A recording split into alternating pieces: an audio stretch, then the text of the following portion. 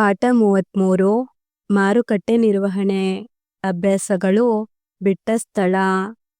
ವಸ್ತುಗಳನ್ನು ಮಾರುವವರು ಮತ್ತು ಕೊಳ್ಳುವವರು ಸೇರುವ ಜಾಗವನ್ನು ಸಾಮಾನ್ಯವಾಗಿ ಮಾರುಕಟ್ಟೆ ಎನ್ನುತ್ತಾರೆ.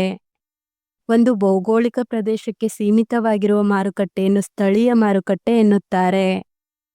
ಕಾಯಿದೆಗಳು ನಿಯಂತ್ರಣಕ್ಕೊಳಗಾಗಿ ಮಾರುವ ಮತ್ತು ಕೊಳ್ಳುವ ಮಾರುಕಟ್ಟೆಗಳನ್ನು ನಿಯಂತ್ರಿತ ಮಾರುಕಟ್ಟೆ ಎಂದು ಕರೆಯುತ್ತಾರೆ. ವಸ್ತುಗಳ ಉತ್ಪಾದನೆಯ ಅವಧಿಯಿಂದ ಮಾರಾಟವಾಗುವ ಅವಧಿಯವರೆಗೂ ವಸ್ತುಗಳನ್ನು ಸಂಗ್ರಹಿಸಿಟ್ಟಿರುವ ಜಾಗಗಳನ್ನು ದಾಸ್ತಾನು ಅಥವಾ ಉಗ್ರಾಣ ಎಂದು ಕರೆಯುತ್ತಾರೆ. ಗ್ರಾಹಕರು ವಸ್ತುಗಳನ್ನು ಕೊಳ್ಳಲು ಪ್ರೇರೇಪಿಸುವ ಚಟುವಟಿಕೆ ಪ್ರವರ್ತನೆ ಮಿಶ್ರಣದ ಅಂಶದೊಳಕ್ಕೆ ಸೇರುತ್ತದೆ. ಉತ್ಪಾದಕರು ನೇರವಾಗಿ ತಮ್ಮ ಉತ್ಪನ್ನಗಳನ್ನು ಗ್ರಾಹಕರಿಗೆ ಮಾರುವ ವಸ್ತುಗಳಿಗೆ ಉದಾಹರಣೆ ನೇರ ಅಥವಾ ಪ್ರತ್ಯಕ್ಷ ಆಗಿದೆ. ಉತ್ಪನ್ನಗಳ ವ್ಯಾಪಾರ ಮುದ್ರೆಯನ್ನು ನೋಂದಾಯಿಸಿದ್ದಲ್ಲಿ ಆರ್ ಎಂಬ ಅಕ್ಷರ ಸಂಕೇತ ಪೊಟ್ಟಣಗಳ ಮೇಲೆ ಮುದ್ರಿಸಿರುತ್ತಾರೆ. ವಸ್ತುಗಳ ಪ್ರಮಾಣೀಕರಣವು ಗ್ರಾಹಕರಿಗೆ ಉತ್ಪಾದಿತ ವಸ್ತುಗಳ ಶ್ರೇಷ್ಠತೆಯನ್ನು ತೋರಿಸುತ್ತದೆ. ಈ ಕೆಳಗಿನ ಪ್ರತಿ ಪ್ರಶ್ನೆಗೂ ಗುಂಪಿನಲ್ಲಿ ಚರ್ಚಿಸಿ 1 ಅಥವಾ 2 ವಾಕ್ಯಗಳಲ್ಲಿ ಉತ್ತರ ಬರೆಯಿರಿ. ಒಂದು ಪ್ರದೇಶಕ್ಕನುಗುಣವಾಗಿ ವಿಂಗಡಣೆಯಾಗಿರುವ 4 ವಿಧದ ಮಾರುಕಟ್ಟೆಗಳನ್ನು ತಿಳಿಸಿ. ಭೌಗೋಳಿಕ ಪ್ರದೇಶದ ಆಧಾರದ ಮೇಲೆ ಮಾರುಕಟ್ಟೆಯ ವಿಧಗಳು: ಸ್ಥಳೀಯ ಮಾರುಕಟ್ಟೆಗಳು, ಪ್ರಾದೇಶಿಕ ಮಾರುಕಟ್ಟೆಗಳು, ರಾಷ್ಟ್ರೀಯ ಮಾರುಕಟ್ಟೆಗಳು, ಅಂತಾರಾಷ್ಟ್ರೀಯ ಮಾರುಕಟ್ಟೆಗಳು. ಪ್ರಶ್ನೆ 10. ಹಣಕಾಸಿನ ಮಾರುಕಟ್ಟೆಗಳೆಂದರೇನು? ಇವು ಬಂಡವಾಳ ಮಾರುಕಟ್ಟೆಗಳಿಗಿಂತ ಹೇಗೆ ಭಿನ್ನವಾಗಿವೆ?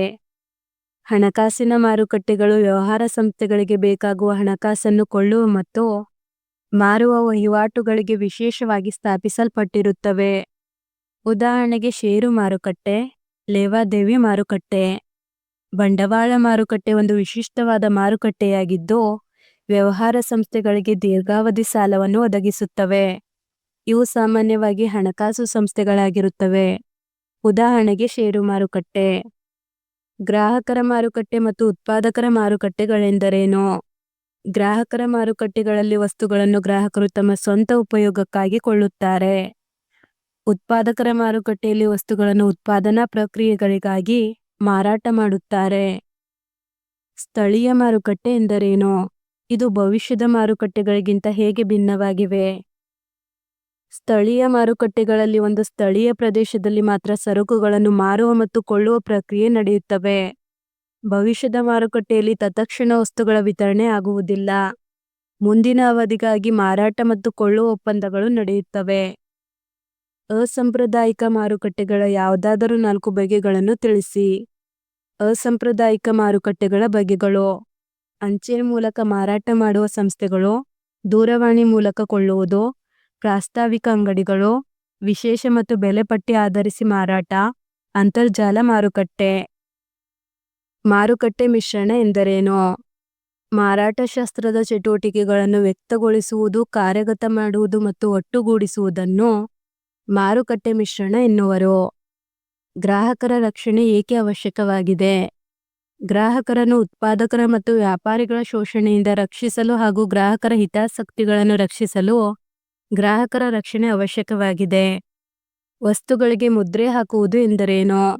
ವಸ್ತುಗಳ ಮುದ್ರೆಯು ವಸ್ತುಗಳ ಕೀರ್ತಿ ಮೌಲ್ಯವನ್ನು ಹೆಚ್ಚಿಸುತ್ತದೆ ಮತ್ತು ಮಾರಾಟಕ್ಕೆ ಮಾನ್ಯತೆಯನ್ನು ಗಳಿಸಿಕೊಡುತ್ತದೆ. ಇದನ್ನೇ ಮುದ್ರೆ ಹಾಕುವುದು ಎನ್ನುತ್ತಾರೆ. 8-10 ವಾಕ್ಯ. ಮಾರುಕಟ್ಟೆ ವ್ಯವಸ್ಥೆಯ ಕಾರ್ಯಗಳೇನು? ಯಾವುದಾದರೂ ಒಂದನ್ನು ವಿವರಿಸಿ.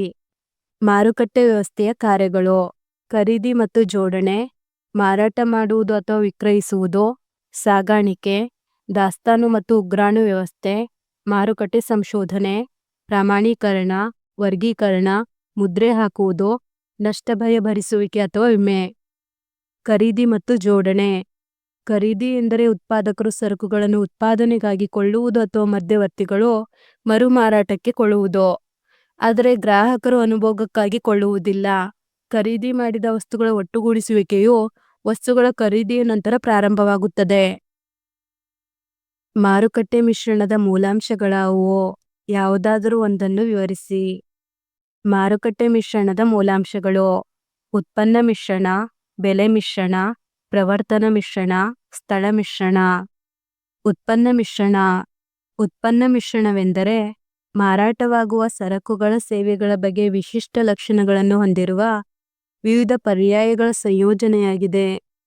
ಉತ್ಪಾದಕರು ಉತ್ತಮ ಗುಣಮಟ್ಟದ ಸರಕುಗಳನ್ನು ಸೇವೆಗಳನ್ನು ಉತ್ಪಾದಿಸುವುದು, ಅವುಗಳ ವರ್ಗೀಕರಣ, ಉತ್ಪನ್ನಗಳಿಗೆ ಗುರುತು ಹಾಕುವುದು, ಆಕರ್ಷಕ ರೀತಿಯಲ್ಲಿ ಪೊಟ್ಟಣಗಳಲ್ಲಿ ತುಂಬುವ ಸೇವೆಗಳ ಮಿಶ್ರಣವು ಇದರಲ್ಲಿ ಸೇರಿರುತ್ತದೆ.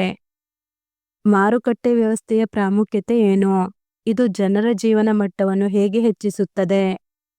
ಮಾರುಕಟ್ಟೆ ವ್ಯವಸ್ಥೆಯ ಪ್ರಾಮುಖ್ಯತೆ: ಜೀವನ ಮಟ್ಟ ಹೆಚ್ಚಳ, ಗ್ರಾಹಕರ ಬಯಕೆಗಳ ನೆರವೇರಿಕೆ, ಉದ್ಯೋಗಗಳ ಸದಾವಕಾಶಗಳು, ಸಂಪನ್ಮೂಲಗಳ ಉಪಯುಕ್ತತೆ, ಅಂತಾರಾಷ್ಟ್ರೀಯ ಮಾರುಕಟ್ಟೆ, ಆರ್ಥಿಕ ಪ್ರಗತಿ.